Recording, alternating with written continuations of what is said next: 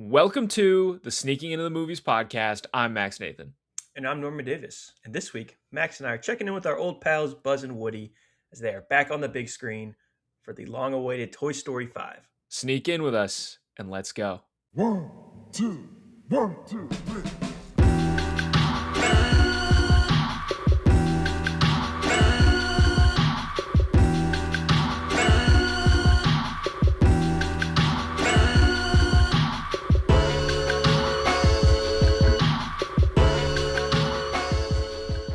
Toy Story, I think, is one of the few things in my life that I hold to be truly sacred, honestly. I grew up watching these movies. These movies are responsible for a lot of why we're even doing this podcast, I would assume. 100% agree, yeah. It cannot be understated the importance of Toy Story 1, 2, and 3, and 4 and 5 are here as well now. This is a bit of what we'll be talking about today.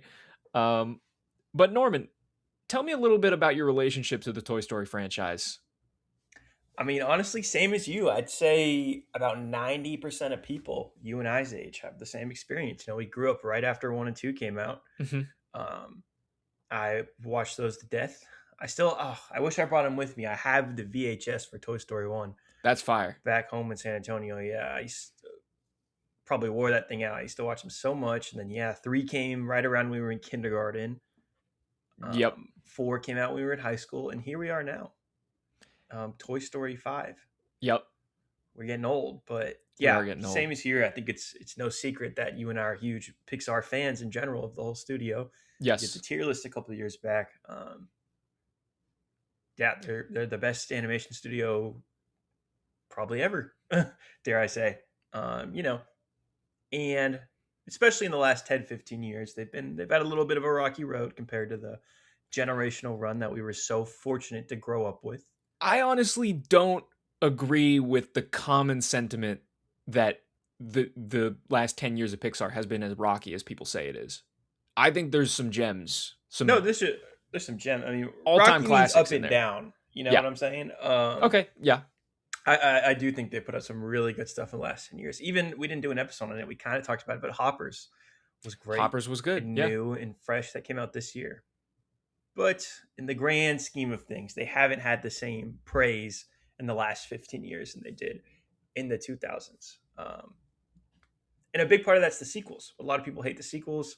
A lot of people complain when they announce sequels. I mean, I think that the sequels is them trying to course correct from, like, we were getting a lot of like Soul, Onward, Turning Red, like a lot of the pandemic leftovers kind of left a bad taste in people's mouths. Although I think that Soul and Turning Red are fucking incredible. Like I Onward, so is Luca, by the way. I'm gonna like Onward, but I really liked Luca during the pandemic. I'm not as big on Luca, but I know that movie has its fans. But yeah, no, I think, like you said, up and down. But when they announced Toy Story 5 and Incredibles 3 and Monsters Inc.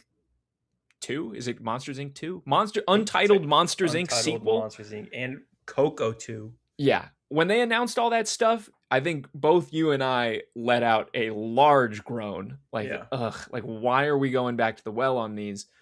And today, I have a little bit of a different opinion on all of that, on that course correction that Pixar took with its overall slate of movies. I get where you're going from. I will say, regarding the whole sequel thing, most of them aren't very good. I will agree on that. The Cars sequels aren't great. Incredibles 2 is nowhere near as good as the first one. Finding Dory is terrible. But I really like all 4 Toy Story movies. I'll save what I think about 5 for a little second here. Yeah. But I even liked 4. People hated 4. When I remember when 4 was coming out, people were like, this is the most unnecessary movie ever. Blah, blah, blah, blah, blah. I like 4, though. I've seen it a couple of times. I rewatched it before 5. I still think it's great. And warranted. Because there's this big sentiment that after 3, why are we still making these? Yes. That warranted is this movie warranted conversation is going to be a big topic of debate in this conversation, I think. Right. But let's save that so we can talk about the movie a little bit. Sure. Toy Story 5 is here, Norman. Woody is back. Buzz, Jesse, everybody's back. And now we're being faced with the tech apocalypse. Toys are going extinct, Norman, because LilyPad is here. And LilyPad is going to change Bonnie's life for, we'll see if it's for better or worse in Toy Story 5. But Norman, we've seen the movie now. We've been anticipating it for a long time. We've been talking about it for a long time. One of our first episodes was a Pixar episode. Right. Norman, what did you think of Toy Story 5? I found it to be, and this is an word I use a lot, delightful. Okay. I really, really enjoyed it. You don't get delighted very often. I don't get delighted very often. Yeah. I was relatively excited for this. Like I said, I liked 4. I always joke with people. They could keep making them until they make a bad one. Mm-hmm. And even I thought my expectations were kind of surpassed. I thought this was really good. Okay. For starters, I want to bring up this was directed by Andrew Stanton. Mm-hmm. He has been at Pixar since the start. He worked on the first Toy Story. More notably, he directed Nemo and WALL-E, 2 of the classics. And he came back on to this one because, and I quote his words, he didn't want someone else to fuck it up. Mm-hmm. And I think you can see it. Like, I think this movie really kind of feels more classic-y Pixar, I guess. I don't know. That's interesting that you say that. I think did you that's like the movie? True. So I did. I did like the movie. But I think I'm becoming one of those people that, a podcaster has a nuanced opinion on something, big shock. But so I like the movie. I like Toy Story 5. I like Toy Story 4 even. I love Toy Story 4. And I like that the sequels kind of bring new audiences in. I really like that part about it because, I guess kids could hop on Disney Plus and like discover Toy Story organically, but if you make a new installment, you're going to bring a lot more people in that way, and that's a great way to get people to discover the magic of Toy Story 1, 2, and 3. So I appreciate that aspect of bringing back a Toy Story, a Monsters, Inc., and Incredibles. I mean, that's what Toy Story 3 was for us. True. I was doing some research. People were not happy when they announced Toy Story 3. Mm-hmm. I think it's hard for us to see because, we're young. I was psyched when I was in kindergarten. Yeah, Toy I was Story in kindergarten, so I wasn't like, oh, another one of these. But yeah. People weren't happy. People thought that was unnecessary at the time. Mm-hmm. And look where we are on the sentiment of Toy Story 3 now. Most people think it's the best one. Yeah. So to kind of put an end on my point from earlier about how I like these movies. I like Toy Story 5. I like the fact that they're making sequels because it brings new people in. I don't know that this movie felt like it lived up to the franchise, if that makes sense. I think that the Toy Story movies are some of, honestly, the greatest movies ever made. I think you also agree with that as well, right? This movie is good. It is. It's a really solid script, but it feels like a road we've walked on many times before. It's going to be a hard disagree for me. Okay. How come? This is the first Toy Story movie that's kind of blatantly about something that's like actively happening in the real world. You know what I mean? Like, obviously, all these other movies, they're about stuff we feel as people and just like universal truths, like growing up and stuff. Yep. This one is about like right now. Yes. And technology and how that is true. Like, kids don't really play with toys anymore.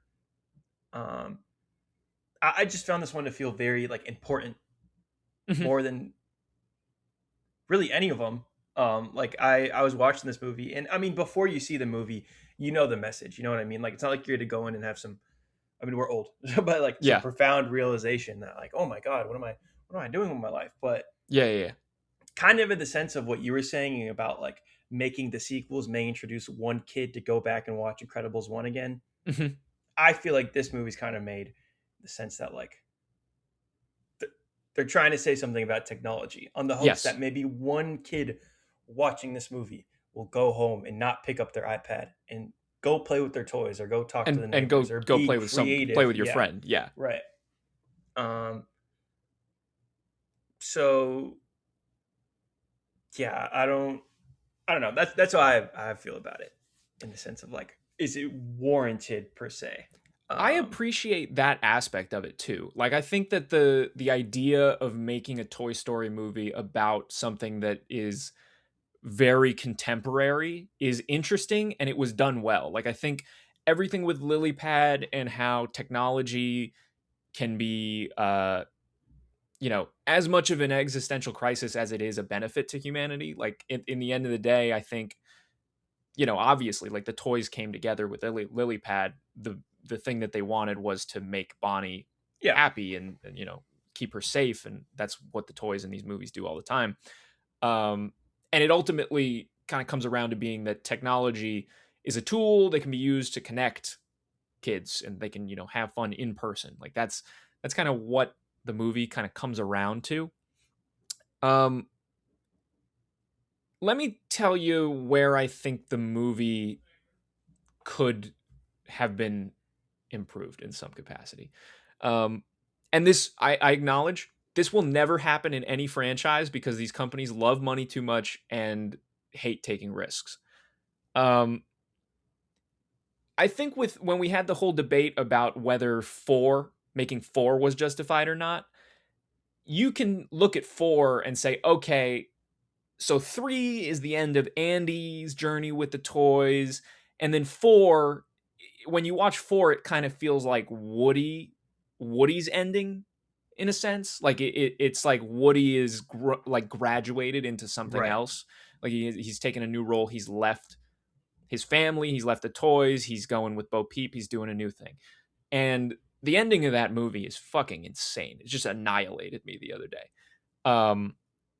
And there's the have you watched Toy Story 4 this week, right? I did, yeah. Like, the visual motif of like Woody and Bo being separated by the box in the beginning, and then at the end with the carousel, like the same thing. It's unreal. Just nuts. So I really like that movie, and I think you can get away with going like, oh, okay, they justified it by doing this, this, and this, and like I said, the ending is just lights out. With this movie, it sort of became clear to me that this movie should be about a different set of toys, because I don't think, like, a lot of the Jessie stuff is based on baggage that we have from the other movies. I get that. Like, that's sort of and I was tearing up when you learn that Jessie is what Emily named her daughter. Like, that does, yeah, it got me. I just want to say before I forget, so much restraint not having Emily in this movie. Yes. Thank you for not doing that. I was very worried they were going to get to that house and she's going to meet Jessie or something like that. A lot of restraint there. Good job. It is a lot of restraint. I appreciated that aspect about it, but I think that in this movie or in 4, like in hindsight, even though I love 4, I think that they should have made these movies about a completely new set of toys. And you can do the same-ish story with like the technology and all the contemporary stuff and not have it be about these toys, because yes, they give Jessie a lot in this movie. They give Jessie in this movie more than any movie since Toy Story 2, probably. I still think Toy Story 2 is probably a better Jessie movie than this as well. Your mileage is going to vary on that. It depends on what your cup of tea is. But I think that you could have told a very similar story with all the contemporary stuff with a different set of toys, and it could have been better because you would have been doing some new stuff and you wouldn't have been relying on baggage from the other movies. And additionally, on that point, they give a lot to Jesse. This happened in 4 as well.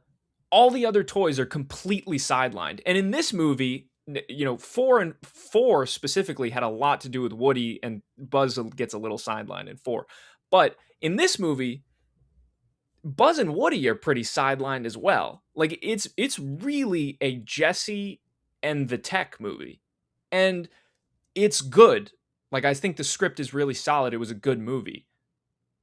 But I feel like this should be about a different set of characters because they've clearly run out of gas on the Buzz and Woody stuff. It pretty much is about a different set of characters, though. I mean, other than Jesse and Bullseye, I guess. Was it like jarring for you whenever they were going back to the Buzz and Woody? I agree. Yes, where you're coming from. I think that's just the issue. All of these are kind of ensemble movies. Mm-hmm. I think speaking for all the other toys, minus like Buzz and Woody, I feel like 3 was probably the peak of like, let's give everybody something to do. It is. I think that's probably the strongest part about 3 after rewatching it was how well everyone plays. But I do love, I love in 2 as well. They give a lot to the ensemble with like Buzz going to Al's toy barn, and you have Ham and Slink and Rex. They're all there. I will say though, regarding, I understand where people are coming from. I know you're mainly talking about Woody and Buzz, but like all the other toys from the original one. Yes. Don Rickles has passed. The guy who played Slinky passed. Yep. Mrs. Potato Head passed. Like 90. Miss Potato Head passed. I understand those toys getting a little bit sidelined. I understand it, but like you said, these are like all of these movies are ensemble movies. And this movie isn't. Well, it is and it isn't. It is about the new characters, like I said, but every time they would go to like Buzz and Woody, I would be like, this feels like a different thing, and I already had my Buzz and Woody adventures. Like, I don't really like Woody gets nothing in this movie. Like, it's so, and you had this whole ending, the last one, he's like going off on a new adventure and they're saying goodbye. Like, Toy Story 4 is impactful because that feels like the last time they're going to see each other for a long, long time. And did you ever for a second think that would be it? Like that they would do one of these without Woody or Buzz? I didn't think that it was impossible. Did you think like for sure after 4 that they were going to make 5 and it was going to be they're back together? 1000%. I remember walking out of that theater, like saying to my dad, like, yeah, they'll be back. Yeah. And I'm not against them being back together. It feels like something to do. Yeah, it feels like it just happened too soon and they didn't really justify them coming back together. It's like Woody is like accidentally called into the thing by Jesse and then he doesn't end up getting anything to do. And it's just like, Like, tell me one reason why Woody had to be there in this movie. What is the one thing that he does in this movie where it's like, oh, Woody, that's why he needed to be there? Sells toys in the real world. Yeah. And he's got a new poncho. The poncho thing was like so. Maybe this is just my cynical brain, but like the poncho thing was just like, oh, they just want to sell a new Woody toy with a poncho. Yeah. That's our comic book brain. That's why every superhero movie they get a new suit. Yes, in Toy Story 2, Buzz has like the utility belt, and 3 speaks Spanish. Yeah, yeah. They used to be a little better at hiding that kind of stuff. But. They did, yeah. So you sent me something the other day that said that the first draft of this movie didn't actually have Woody in it. Is that correct? That is correct. Could you, like, what did you think of that information? And could you tell? Could you feel it when you watched the movie? Yeah, no, I totally could. Like, it really does feel like there's no reason for him to be there. Yeah. But I wasn't, like, upset about it or really, like, oh, this movie would have been so much better if he wasn't in it. It just felt like, he didn't need to be there. So I get where yeah. But for me, I found it distracting when they would go to Woody because, I'm never, like, if they came up with a great Woody Toy Story 5 movie, I would be like, okay, cool, you justified it. It was a great movie. Woody, did the thing. He had to be there. It's great job bringing him back and doing another great Woody story. He gets nothing to do. And, for me, as I introduced when we first started talking about this, these movies are really, really important to me. And that character specifically is a character that sort of really shaped me growing up and shaped my movie opinions in a lot of ways. And to see him, trot it out almost like fan service was a little just be fat and bald. Yeah, it was a little distracting. And I was like, yeah, why is he also just, from a logic perspective, if he's like out, in the wild, like helping toys all the time, why is he fat and bald? Like, shouldn't he be like buff and like, shouldn't he have come back? Like, I've got some crazy survival skills now. Like, he always was pretty resourceful in the movies, but I don't know. It just felt like, it felt like Fat Thor or whatever. Like, it's just like, okay, whatever. Let's talk about Emily a little bit, because that is sort of the driving force of the entire movie. Like, the movie is very much about Jessie rediscovering this past she had with Emily and also going to Emily's house where there's a new family there. What did you think about all of that in the movie? I mean, I liked it. I thought, the Jessie stuff was definitely the better stuff in this movie. Mm-hmm. It's the real meat of the movie. It's yeah. I don't know. They don't play into it like too as much as I thought they would, honestly. Mm-hmm. To me, it was always more about like all Jessie cares about is getting a friend for Bonnie than like figuring out this Emily stuff. Like I said, yes. I appreciate how much they restrained a lot of it. Yes. And yeah, it was interesting. Kind of. I don't know. Were you a fan? Not really. Were you not a fan of the plot? Like, would you rather it have been like Jessie just got sent to some random house? Like, did you not like it specifically because it was Emily's? No, I think you need to do the Emily thing in the construction of this script, because that's the moment in the movie. Like, that is the emotional gut punch of the movie. That's what really hits you. So it has to be Emily's house. But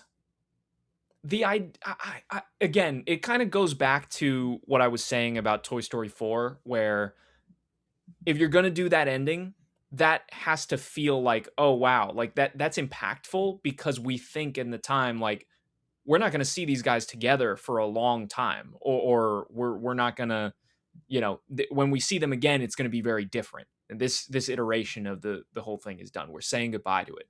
That's why it's impactful, I think. In Toy Story 2, when Emily like abandons Jessie, that is extremely impactful, because you know that Jessie is never going to see Emily again, this person that means so much to her. That is why that moment in Toy Story 2 hits the way it does. The idea that Emily's house was right around the corner from Bonnie's house the whole time, like, I get that Jessie wouldn't have been like looking for Emily and whatnot. Like, she's a toy, she's owned by Andy, and she's in the Al's Toy Barn situation, and I get it. She's a toy. She's not gonna like go seek out Emily because she thinks she was abandoned. I just don't love the idea that Emily's house was that close, because it's like, is it that close when you're a toy though? That's kind of the thing. The world is so like, much they get into cars all the time. I don't know. Like, I think I just wish that they kind of left that moment to be a little more sacred. Like when you go back to the well on these things, you're inherently making it less impactful. It was like a lot of, like, when we talked about like Deadpool and Wolverine, like going back on Logan. It's like, they're like, oh, Logan happened. We totally respect Logan, yada, yada, yada. Well, guess what? It's done. Like, you tarnished it already. Like, that's what you do when you bring these characters back. Those endings, those kinds of endings are impactful because you think that it's done. It's like, okay, that we're saying goodbye now. Nowadays, we shouldn't ever really expect to say goodbye to anything, I guess, because we're going to keep doing this, and we're gonna have Tom Hanks AI one day, and all this nonsense. And there's a status quo. There has to be status quo. You know what I mean? Yeah. So I get it. I'm not totally on board with the Emily stuff you're saying right now. I get where you're coming from with the Woody stuff, but I never thought we were never going to see Woody again. I mean, I didn't think that we were never going to see him again. I just thought maybe it's been less than 10 years since Toy Story 4, and they didn't really nothing about their relationship was that different. His relationship to the toys and whatnot. It was just kind of not really much fanfare to Woody coming back. It was just like, Woody, you're back. But he comes every week. If they try to make it some big deal, it could be. You guys need some help. You know what I mean? It could be, but it's a movie, and I do. We've seen a lot of the bad version of that, where in a Marvel movie they'll just throw out Chris Evans as Human Torch, and he says "Flame on" or whatever, that kind of stuff. That's not great, but I like a little fanfare. It's Woody. You can do that well. I feel like you can also do it really shit. I will acknowledge that, and it's probably done shit more than it's done well. So yeah, going back on the Blaze Emily house stuff, I think that everything that they did with Blaze and Bonnie, I was really into. That felt like new territory for the franchise. Obviously all of the tech and contemporary stuff. I liked Conan as Mr. Smarty's Pants. That was great. I really liked all those new toys. Yeah, all Snappy the camera and Atlas the GPS. Yep. And it also adds a newer a new angle to it, where they're not toys, they're battery powered, and if they lose their batteries, they basically die. Drunk. Essentially. Yeah. I love that Conan just acted drunk whenever he was down batteries. Yeah, and then they get to his friends, and he's like, Jesse's like, I'm gonna put them away. They're going back in the drawer. He's like, what the fuck? You're just damning them to the drawer? What the heck? And then she obviously, says, can empathize with that. She's his toy. She knows how that goes. One thing I didn't like about that part, I will say, I like those characters. I will say, and Masters of the Universe did something very similar to this. So when Snappy is going through the pictures of I know exactly what you're Blaze, talking about. Yep. They say, oh, this was when we went to Disneyland. It was the most magical place on Earth. In Masters of the Universe, one of the monsters in a big action scene gets hit by an Amazon Prime truck. Stop fucking doing that shit. That shit fucking sucks. In every movie I see it in. You can't just stop the movie. There used to be people complain about product placement all the time. There's a Mountain Dew Transformer in Transformers 1. Shit like that, I'm okay with. That's not... If it's in the background, if you've got Blade Runner, there's tons of product placement in Blade Runner. The Atari stuff, that's fine. If it's in the background, it's fine. You got to pay for these movies. I get it. Don't stop the movie to do an ad. I hate it every time. It's one of my biggest pet peeves in modern movies nowadays. I've seen it 2 times now in movies this summer, and I'm going to tell the movie studios right now, knock it off. That shit's really, really insidious and stupid. So that's my little soapbox on that. I don't know if that bothered you as much as it bothered me. Not that much. I definitely noticed it, but yeah, maybe it's because you didn't see Masters of the Universe. If this was the second time you saw it, maybe you would be jumping on my soapbox. But I could watch 100 of these, man. I really like these toys. I want to talk about maybe the best part of the movie, the high-tech buzzes. Yes, that was awesome. I guess awesome way to open the movie. A great hook. Very good hook. There's this army of Buzz Lightyears that were in a shipment that got knocked over on this island. They're all like high tech. They have Wi-Fi. They can fly all this stuff. I loved every second of that. Like there was a while it kind of felt like a different movie or whatever, sure, but it was just so funny. And so as a strong Lightyear hater, it was nice to see my boy Buzz back on the big screen. Yeah, I liked when they went Tim Allen was right. Star Command. Yep. Yeah, that was awesome. I will say, this isn't like, I think it all came together. The script is good. It's solid. I think the other Toy Story movies do a better job of like balancing the ensemble where there's like a bunch of different things going on like in different places. This movie, it felt very much like, okay, we're going to go to the Buzzes. Now we're going to go to Jesse. Now we're going to go to Buzz and Woody. And it didn't really flow together all that well, in my opinion. That's how I felt about 4. Like 4 has the same issue. I agree with you. 4, yes. It's like, okay, we're going here, then we're going here, then we're going here, then we're going back here. We go get Gabby. We're going to put Gabby here. We're going to grab Gabby and put her here. And it's just kind of like after a point. Yeah. I didn't think it was as bad in this movie, but I definitely, noticed it. I think both 4 and 5 have this issue. And yeah, it is tough because like we said, this is an ensemble. Like there's a lot of stuff going on. I probably noticed it a little more in this movie. Just because they are like in 4, it's like, okay, Buzz is in the RV, Woody's in the antique shop, Bo's kind of at the carnival. It's all kind of happening in the same place. In this, it was like the Buzzes are like on a remote island at one point, and there's the Emily's house, Bonnie's house. It all felt like they were very, very far apart from each other geographically, and I don't know, that kind of tripped me up in my head a little bit. A nitpick, definitely, but I was thinking about it. But yeah, I think that it did all come together. It did all come together. Let's talk about Lily Pad. We haven't talked about Lily Pad. I was just thinking that we haven't talked about Lily Pad. Yeah. Tell me about what you thought about Greta Lee as Lily Pad. I thought she was pretty good. Mm-hmm. I thought it was funny that she basically killed herself. She did. She, at the toy equivalent, she jumped in a box into a donation truck. Yeah.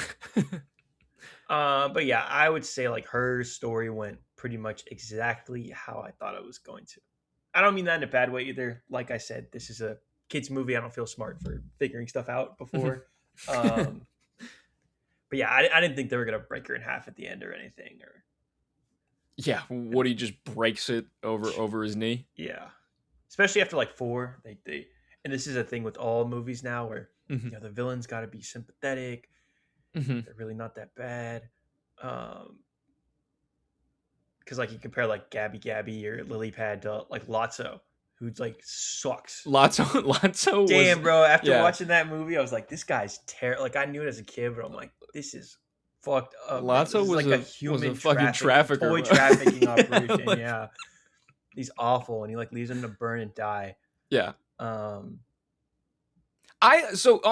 quick sidebar on Toy Story 3 and Lotso there. One of the things that I found really refreshing about the Toy Story 3 rewatch is just how much of a motherfucker Lotso is. Like, really. He has multiple points in the movie where he can like kind of turn it around and like, redeem himself. He just doesn't for the entire movie. Love it. I love it when characters are just irredeemably evil. Terrible. Like, there's literally zero reason right before the fire not to pull the lever. Yeah, he's just fucking. He's like, your kid now, toy. Yeah, because he believes so much in what he believes in that he's not willing to let Woody. He's willing to like kill Woody and his friends so that he can be proven right. It's just great stuff. That Lotso. Toy Story 5. We have an iPad. I liked it. I liked her too. I liked everything with her. I liked all the stuff. I liked how the toys couldn't really, like, the toys felt properly powerless against Lily Pad because of the obvious like existential crisis, number one, but also the joke about Buzz having plastic hands and he can't tap it, like that was really funny. I thought lizard. Really good. And it's like a foreign thing. Like they don't know how to deal with it. Like it's very scary to them. I thought that was all done really, really well. And yeah, I really like that stuff. Yeah. What else? What else on Toy Story 5, Norman? Did we get? I don't know, man. Like I really just had a really good time watching this. I did too. I liked it. So we talked a little bit about 4 and 5, justifying their existence. Do you want to see them make a 6? I'm gonna say what I said before this movie came out. Until you give me a bad one, I'm gonna be sad if the 6 is the bad one. But I mean, like, I'm not. Yes. I'm not like dying for it, or I'm like, oh, I can't wait to see what happens next. But it's an inevitability. Mm-hmm. And I will probably be excited for it until we get that first look. And if the first looks good, I'll probably still be excited for it. I'm kind of on the same side as you. I largely agree with that. Although I do think that, like I said, I like Toy Story 5, but I'm really becoming conscious of the idea that we're running out of gas here. Like, I think that 6 should bring in like a new cast of characters. I said this in relation to, I think we've talked about this, like when Marvel did the whole Endgame thing and they're going into the multiverse thing. I have always been a strong proponent that, and this was never, ever going to happen for a lot of reasons, but I was a strong proponent of them totally pivoting into a new universe after Endgame. And then when you get to the, final boss, Kang or Doom thing, you have our characters that we haven't seen in 10 years from the Endgame universe come and visit our new universe, and you have a whole new group of characters meeting our old group of characters who we haven't seen in 10 years. Like that would be great. I think Toy Story 6, if they make it, should be about some new characters, like new toys. And then if you want to go back to the Buzz and Woody and Jessie, well, you can do it in Toy Story 9. Do Toy Story 9. They come back. It's like, oh, it's Buzz and Woody and Jessie. They've been around the block. What's going on? You're doing too much, man. You're doing too much. Bro, I think that this franchise is in desperate need of a facelift. Like it needs some new. Just like, what are they gonna do with Buzz and Woody and Jessie again? Like, where are they gonna go with that? Like we did this is the, with 4 we could say like, oh, like 4 was the Woody movie, 5 was the Jessie movie. We got Lightyear. There you go. Make Toy Story 6 about Buzz and make it not fucking suck. You could do the thing, like, I guess, like you could retread the and they kind of do something similar with this movie with the stranded island Buzzes, but wasn't Toy Story 2 originally going to be like Buzz goes to Japan 3 or something like that? Because he gets recalled. Yeah. That could be fun. That could be interesting, yeah. Like, yeah, that I remember, scouring YouTube, watching 40-minute video essays on the canceled Toy Story 2 where Buzz goes to Japan or China or wherever he goes. I think that could still work. Maybe they do that. I don't know. But Norman, you had a question for me before the podcast.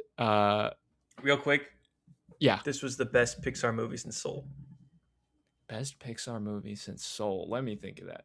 Did Turning Red came out after that? Turning Red came out after Soul. I like Turning Red more than Toy Story 5. What was immediately before Toy Story 5? Hoppers. I like Hoppers more than Toy Story 5 as well. I think I enjoyed Toy Story 5 more. Actually, no, I did. What about before Hoppers? What was before Hoppers? Elio. Yeah, Toy Story 5 was better than Elio.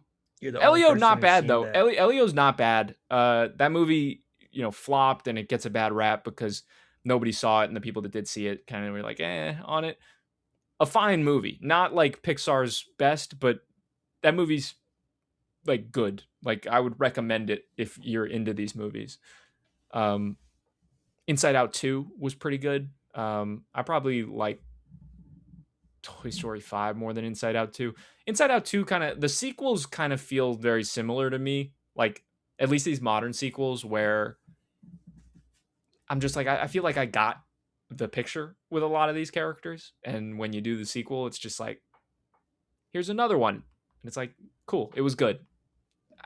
You know, that's how I feel about it. But yeah, I disagree. I disagree with the since Soul, because I think there's been good movies since then.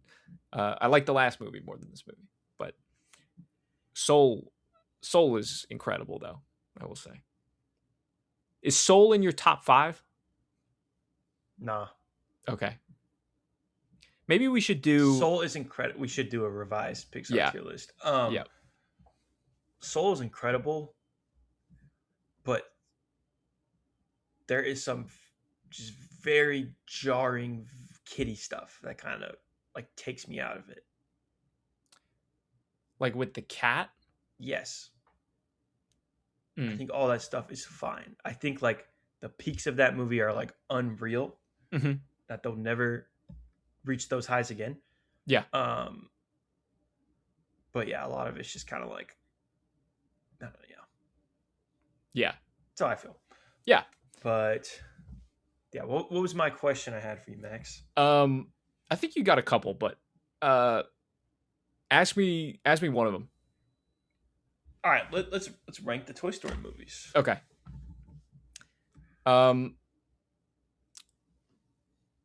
Off the top of my head here, I'm gonna go. I think 5 is comfortably the worst one for me. It's not like all these movies are good. I think 5 is like a step below the rest of them.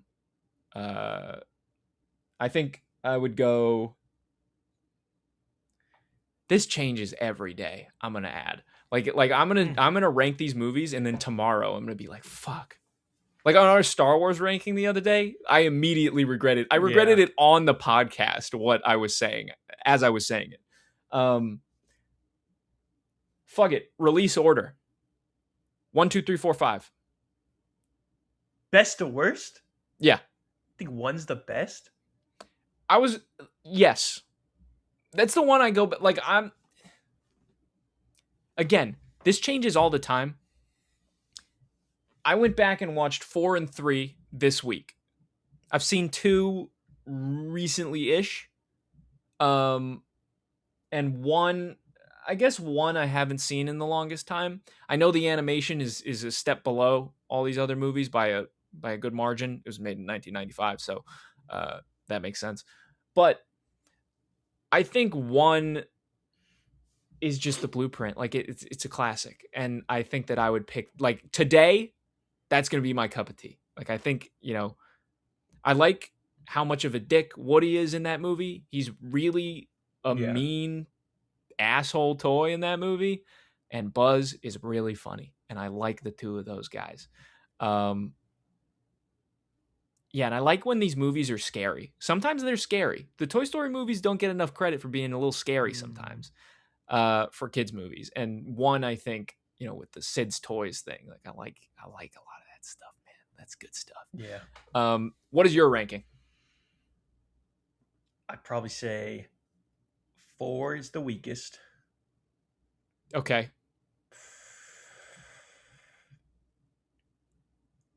And then, for now, I have watched all these recently, so I feel comfortable saying this. Okay. Then I got 1. Okay. And then I got 5. Okay. And this is pretty big for me, and then I got 3, and then I got 2, which pretty much my entire life 3 is my favorite. But after rewatching these, I think 2 is the best one. Yeah. Rewatching 3, it's fantastic. It's not as good as the idea I had in my head of it. Exactly. And 2's better than the idea I had in my head of it. 2, so I agree with you. Like, I think, like I said, my ranking's going to change depending on the day. I could easily see, when we end this podcast, I'm gonna be like, fuck, I should have put 2 at 1. But yeah, I think the 2 gets a lot of the emotional moments like perfectly, like a lot of the Woody's Roundup stuff, it's real. They're all funny, but 2 is really funny. It does some of the best ensemble stuff. Stinky Pete's classic. Yes. Yeah, I think 2 has the most bang for your buck. I remember, I also, the thing I like about a lot of these Pixar movies, I think Monsters, Inc. epitomizes this, and we talked about this on a recent pod. I think we talked about Monsters, Inc. on the Backrooms podcast. But that scene in Toy Story 2 at the airport when they're going into like the baggage thing with all the treadmills on it, and it's just this sprawling web. Really awesome stuff. It feels like any of those toys could have been, lost forever in that sprawling thing. And that kind of, visual is just something that really activated me as a kid. I think like that kind of mystery in the exploration of an unknown world. It's a baggage thing at the airport, but they make it look crazy. So yeah, I think, that's probably both of our rankings of the Toy Story movies. We love these movies. We love all of them. We really do. So this was my thing. Can you think of any other franchise that went so long that they had to retire the main character and then bring him back as a real periphery side character? Like Star Wars? I thought of this. I don't think that counts because they made prequels and that didn't have any, not, he's got to be in all the movies, but he's got to come back at some point as a real side character. Then no. Can you? I could not. The only thing that came to mind is the rumored Avatar plans. To make the kids the main focus? To make the kids the main characters and push Jake and Neytiri to the side. Well, I think Jake's... Which is why they make the kids the main character, but... I think that boy cooked. Jimmy? Big Jim? Big Jake. Big Jake? Oh, Big Jake Sully? Yeah. Yes, I agree. I'm gonna cry harder than any of these stupid toy movies when that happens. That's true.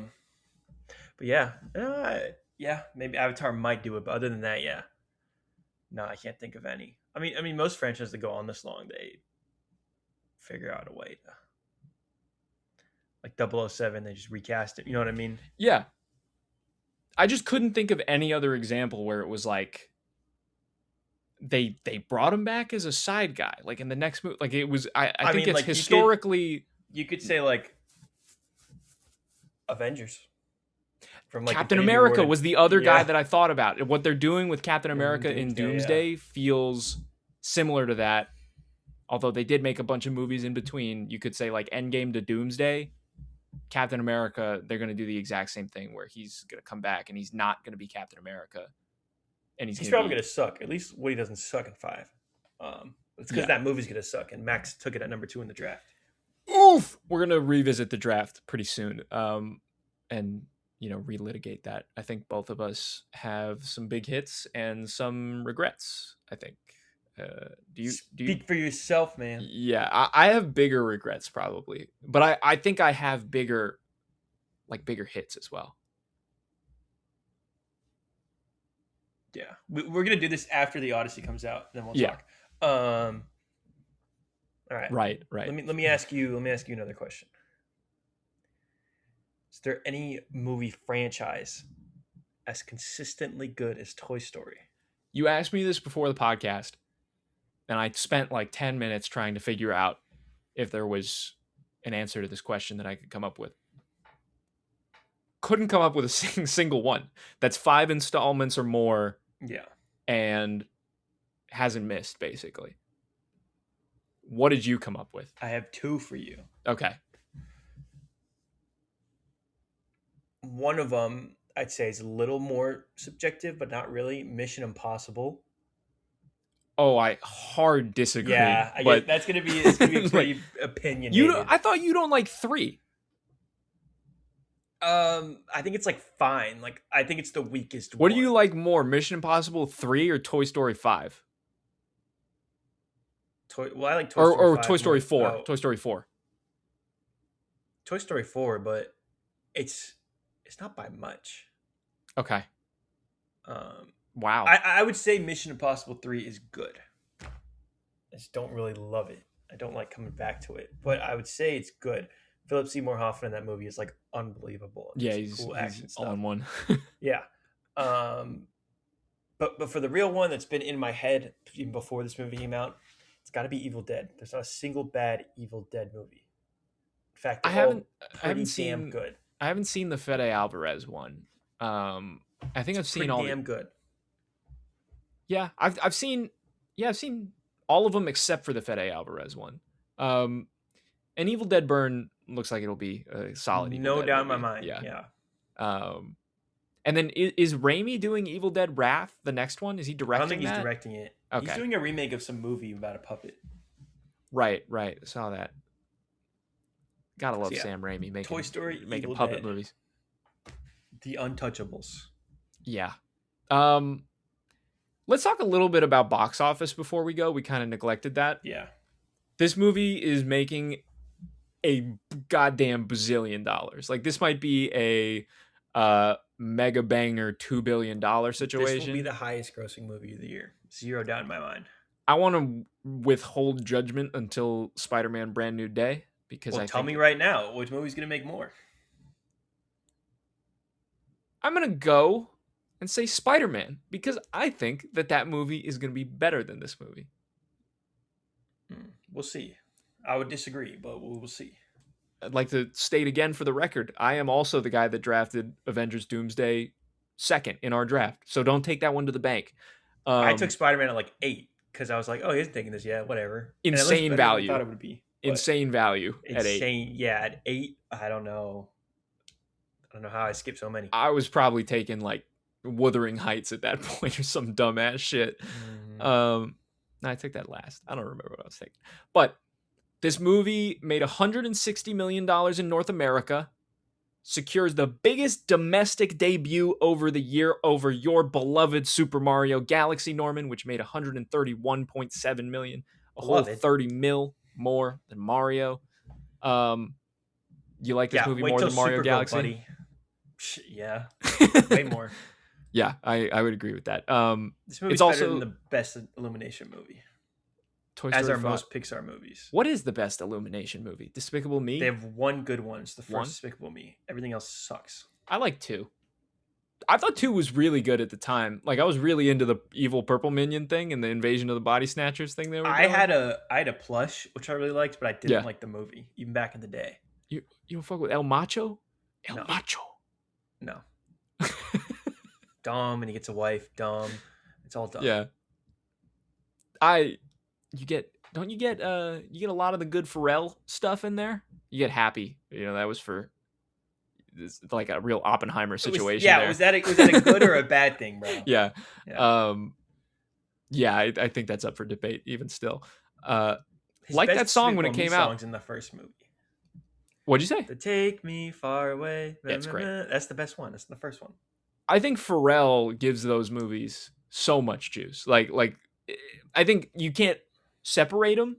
Like I think like that is Despicable Me, and I think that's why Despicable Me is great. No, I agree. It's cool. Yeah. Yeah, and they had like Tyler make songs for The Grinch. Yeah, which was really cool too. That was cool. Let me read you some more box office stuff here, Norman. This is the largest start in the Toy Story franchise over Toy Story 4, which made $120 million. Cha-ching. And that movie went on to make over $1 billion, just over $1.07 billion. Cha-ching. Do you think that this movie is going to make more? Yes. Probably. I think this is going to be the highest grossing movie of the year. You think it's going to be a $2 billion? No. Okay.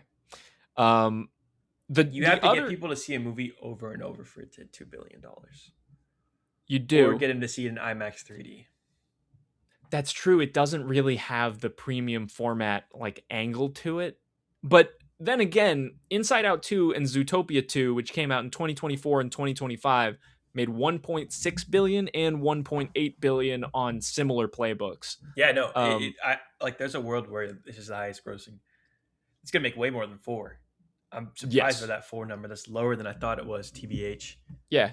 In 2019, I think, if I'm not mistaken, I remember Spider-Man Far From Home coming out like at around the same time, and those Marvel movies were like a jugger. It was like the first movie after Endgame. Right. That movie made over $1 billion. It was out around the same time. Similar audience. Aladdin made $1 billion that year. Like, yeah, anything was making money back in 2019. Nuts. Captain Marvel. Yeah, that was a weird year. Yeah. We got a $312 million global number for the Toy Story 5 opening. That is a huge number. That is the biggest number for an animated opening weekend. Or no, the number in America, which was 160 million, is the second largest animated opening weekend in history, behind 2018's Incredibles 2, which made 182.7 million. Incredibles 2 was fucking massive back in 2018. That movie was everywhere. I saw it twice opening weekend. That's one of the movies I was probably most excited for in my life. I would agree with that. I still remember going to watch that movie. I remember being in the theater for the start with they did the pre-show video with the actors talking about how long the wait has been. What happened to Pixar short films? I agree. So I when the movie was starting, I was with Natasha. I leaned over. I was like, "No short? What's going on here?" And then there's no short. I was like, "What?" I think this is the first Pixar movie I've seen in theaters since Toy Story 5 or 4. Well, yeah, because a lot of them went to Disney Plus. I haven't seen the other theater. I saw Inside Out 2. Was there a short in front of Onward? I don't know. I don't remember anything about Onward. Onward was. I don't know if I saw that in theaters. I saw it in theaters. It was it was the week before everything shut down because of COVID. Yeah, and then they were like, "Fine, we'll put it on Disney Plus," and that's when I watched it. Yep. I guess I've only seen Inside Out. I saw Lightyear in theaters. Never mind. Yeah. Yikes. Yeah, saw that in IMAX. Pixar short films. I did too. Yeah. Let me look this. You can continue talking, but it didn't even click with me to stop making these. Yeah. I like the shorts as well. I love the shorts. They are really disappointed. I used to watch those crazy on the Blu-rays. They had the Blu-ray that was all of them. Yeah. The Tin Toy and the birds and like I just love this. It's because we put in the what's up? It's because of streaming. Yeah. They probably do. They do make like shows now. They make like that Win or Lose show for Disney Plus. Yeah, the Monsters Inc. show. Woof. I watched a little bit of that because I was like, "Fuck it, I'll try this out." Did you? It was not good. Very, very much for kids, like little kids. Couldn't get into that. I guess they still make shorts on. A couple of years ago, I watched a short on Disney Plus about like a jacket on a playground. You know what I'm talking about? Oh, the Spark shorts.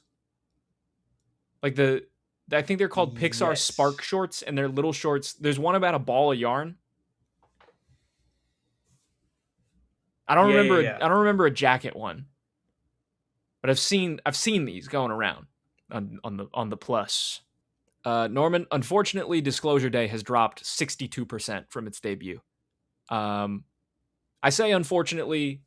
No, I didn't love the movie. So I get it. And I get it because of the subject matter, how it's delivered, like the execution, a lot of that stuff. We're also big fans of Steven Spielberg, and no one liked it. We would like him to be successful. So this is a little unfortunate for that. But again, I kind of get it. So yeah, that's tough. Norman, you want to hear something fucking insane? Tell me.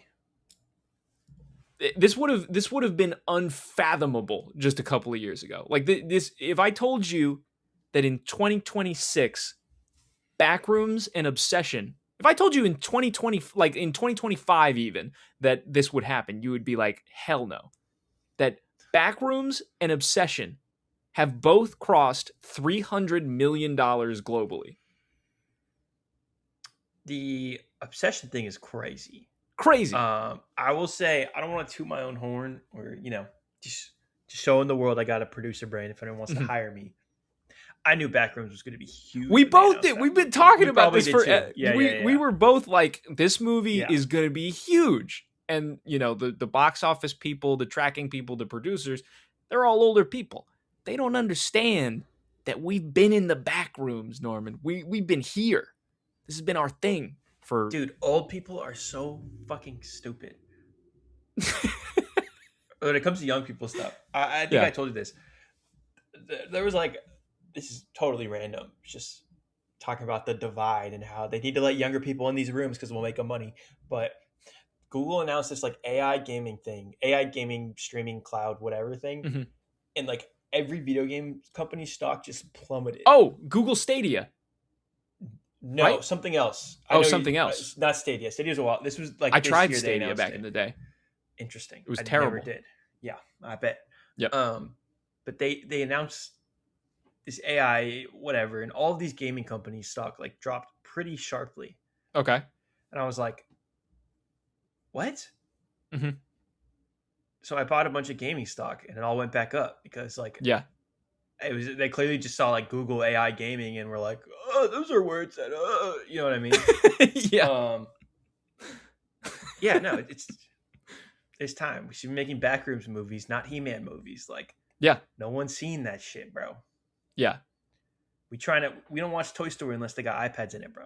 Like, this is the future. Yeah. Toy Story is that the 5, lesson? The is that the lesson they'll learn? Yes. You don't know how to use an iPad. Yeah. Stay back there. Yeah. Would you include Toy Story 5 in the Eddington and other modern movies like that?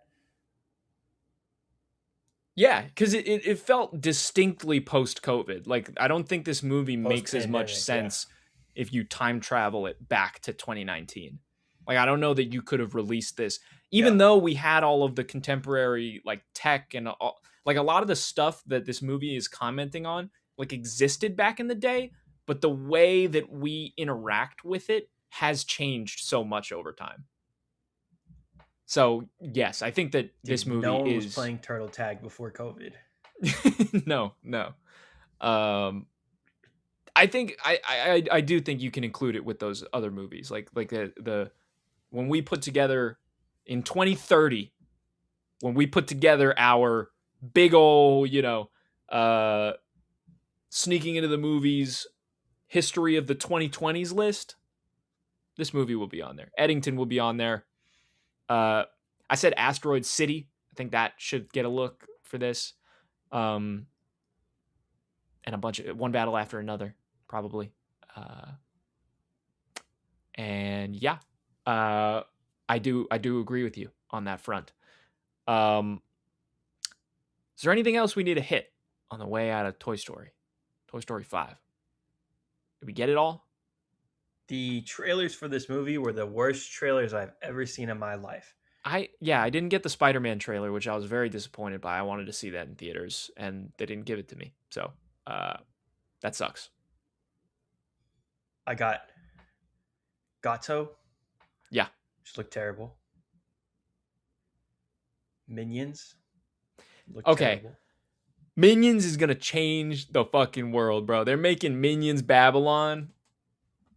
I'm seated. It's going to be great. You're going to eat your words on that one, pal. Those are my two least favorite things, bro. That's too bad I'm never watching it. I'll never know. Those are my two. We got the...